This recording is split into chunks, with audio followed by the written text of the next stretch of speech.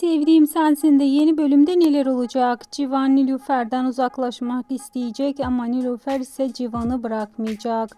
Nilüfer kendisini Civan'a affettirecek. Ferman Derya'nın öldüğüne inanmayacak ve olayların üstüne gidecek. Erkan geçmişte Feride'yi kaçıran ve eziyet eden kişiler ile karşı karşıya gelecek. Feride ilerleyen bölümlerde kaçırılacak. Kadir sezon finalinde diziye veda edecek. Erkan Feride'nin aslında Derya olduğunu Dicle'ye söyleyecek. Ama Erkan Dicle'ye sakın bunu belli etme ve söyleme diyecek. Sevdiğim Sensin gelecek hafta bayram arası verecek ve bundan sonra dizide sezon finali hazırlıkları başlayacak. Tüm detayları sizlere iletmeye devam edeceğiz.